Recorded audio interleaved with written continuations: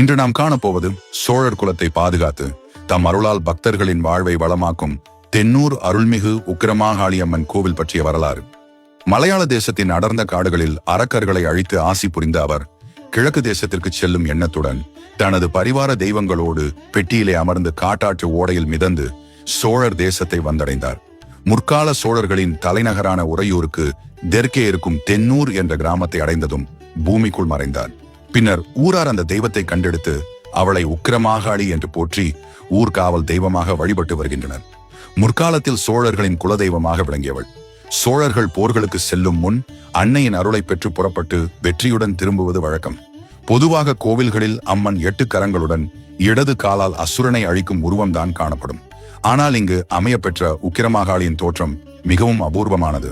8 கரங்களுடன் வலது காலால் அசுரனை அழிக்கும் உருவம் வேறு எந்த ஆலயத்திலும் அரிதாக காணப்படும் ஒன்று.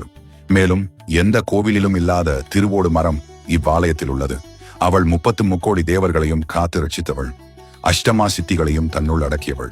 14 சித்தர்களுக்கும் காட்சி அளித்து அருள் புரிந்தவள். பங்குனியில் குட்டிக்குடி திருவிழா நடைபெறும். பங்குனி மாதம் கடைசி செவ்வாய் அன்று காளி வட்டம் இரவு உக்கிரமாகாளி அம்மனுக்கு சட்டியில் ரத்தம் பிடித்து எல்லையில் ஏறி சோறு காவு கொடுக்கும் நிகழ்வு நடக்கும்.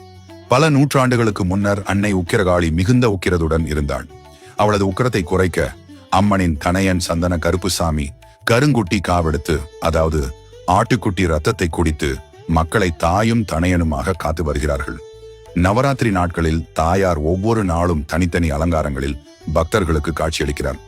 சித்திரை மாத பௌர்ணமி நாளில் தாயார் அலங்கரிக்கப்பட்ட தேர் மீது எழுந்தருளி ஊர் முழுவதும் வலம் வந்து பக்தர்களுக்கு அருள் புரிகிறார். இவ்வாறு சோழர் காலம் முதலே குலதெய்வமாக விளங்கி பக்தர்களின் நம்பிக்கையையும் அருளையும் பெற்ற அன்னை உக்கிரமாகாளி இன்றும் தென்னூரில் பக்தர்களின் வாழ்வை வளமாக்கி வருகிறார்.